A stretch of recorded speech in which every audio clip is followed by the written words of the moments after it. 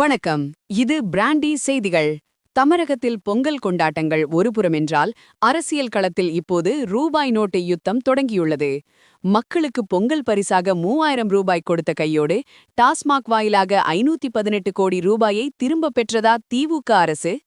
பருத்தி மூட்டை கொடோன்லேயே இருந்திருக்கலாமே என நயினார் நாகேந்திரன் பாணியில் ஒரு மரண கிண்டல் அட்டாக். இதோ அந்த அதிரடி செய்தி. 2026 சட்டமன்ற தேர்தலை முன்னிட்டு தமிழக முதல்வர் மு.க.ஸ்டாலின் இந்த ஆண்டு பொங்கல் பரிசாக அரிசி குடும்ப அட்டைதாரர்களுக்கு தலா 3000 ரூபாய் ரொக்கம் மற்றும் பரிசு தொகுப்பை வழங்கினார். ஆனால் கடந்த 2 நாட்களில் மட்டும் தமிழகத்தில் டாஸ்மாக் மது விற்பனை ரூபாய் 518 கோடியை தொட்டுள்ளது.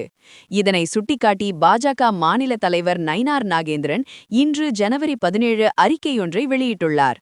அதில் மக்களுக்கு ஒரு கையில் 3000 ரூபாயை கொடுத்துவிட்டு மறுபுறம் டாஸ்மாக் மூலமாக அந்த பணத்தை அப்படியே பிடுங்கியுள்ளது இந்த விடியல் அரசு என சாடியுள்ளார். நயினார் நாகேந்திரனின் 3 முக்கிய விமர்சனங்கள். நகைச்சுவை வசனம். 3000 ரூபாய் கொடுத்துவிட்டு அதை மீண்டும் வசூலிக்கும் இந்த புத்திசாலித்தனத்தை பார்த்தால் பருத்தி மூட்டை கொடோன்லேயே இருந்திருக்கலாமே என்ற வடிவேலுவின் காமெடிதான் நினைவுக்கு வருகிறது என எள்ளி நகையாடியுள்ளார். போதையில்லா தமிழகம் எங்கே? போதையில்லா தமிழகம் உருவாக்குவோம் என கூறிவிட்டு பண்டிகை நாட்களில் மது விற்பனை இலக்கை உயர்த்துவது நகைமுரண் என தெரிவித்துள்ளார். மக்களின் நிம்மதி. மக்களின் நிம்மதியை விட டாஸ்மாக் வருமானத்தையே இந்த அரசு பெரிதாக பார்க்கிறது என அவர் குற்றம் சாட்டியுள்ளார்.